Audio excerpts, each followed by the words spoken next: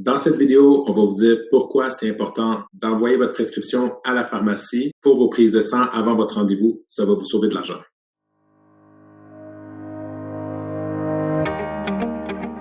Bonjour tout le monde, Jean-Pierre de Média Alpha, j'espère que vous allez bien. Donc, comme je disais tout à l'heure dans cette vidéo, on va vous expliquer pourquoi c'est important d'envoyer votre prescription pour votre requête de laboratoire à la pharmacie ou à l'infirmière de votre pharmacie avant votre rendez-vous.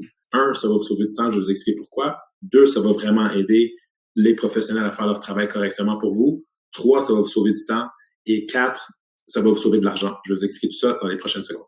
Donc, la raison pourquoi on va envoyer la prescription ou la requête de laboratoire à la pharmacie ou à l'infirmière avant le rendez-vous, c'est parce que chaque personne a un certain type de test qui va être prescrit par un médecin ou un professionnel et chaque test a des particularités. Je vous donne un exemple.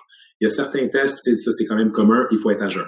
Mais il y a d'autres tests, par exemple, où il faut pas prendre de fer, il faut pas prendre de crustacés, il faut avoir des équipements un peu plus particuliers. Par exemple, des tubes bleus foncés. C'est pas tout le monde qui tient ça en main de façon naturelle, mais des fois, selon les tests que vous avez, il y a des tests ou des tubes un petit peu plus rares qu'il faut s'assurer d'avoir en main pour pas que vous vous déplaciez pour rien, parce que c'est pas des tests ou du matériel qui est commun, donc les gens les ont pas tout le temps en inventaire. Il faut les commander, il faut s'assurer d'aller les chercher avant.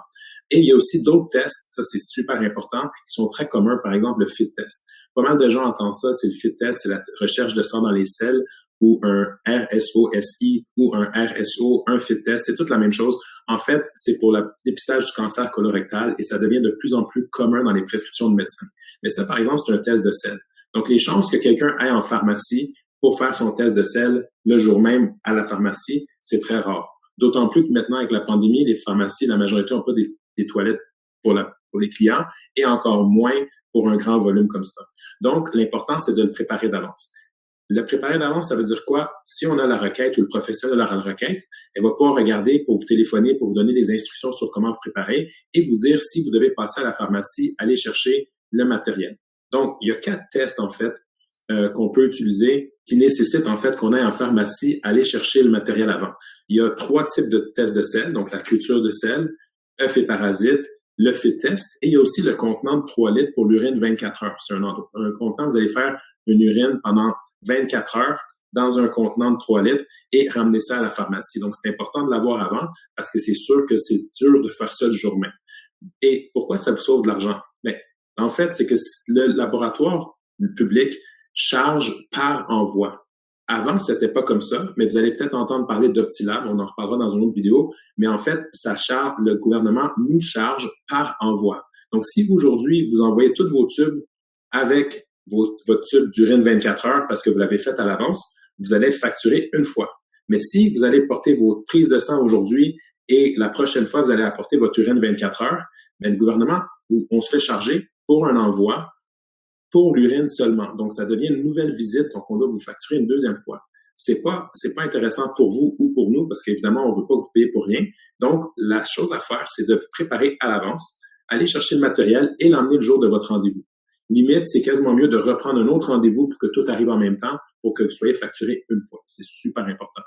Donc, ces 4 types de tests, c'est important d'aller chercher le matériel avant pour être prêt la journée de vos prélèvements. Ça vous sauve du temps parce que là, si vous apprenez ça en arrivant à la pharmacie, mais là, vous allez dire, ben ça coûte trop cher de payer 2 fois, je vais revenir une prochaine fois. Vous avez perdu du temps. Donc là, on essaie d'éviter ça. Ça vous évite de payer 2 fois. On essaie de vous éviter de payer de l'argent 2 fois, puis perdre votre argent. 3, si vous n'êtes pas bien préparé, vous avez oublié d'être à jeun, vous avez pris du fer, mais il fallait pas en prendre. Vous allez devoir canceller votre rendez-vous, vous allez vous présenter, puis finalement, vous allez devoir revenir un autre moment, vous allez perdre encore une fois du temps. Donc ça, c'est pas vraiment pratique pour vous. Donc, on essaie de vous éviter ça. La chose la plus simple, je sais que beaucoup de gens prennent des rendez-vous en ligne présentement sur Internet, que ce soit par Plan Santé, Clic Santé, Go Rendez-vous, peu importe.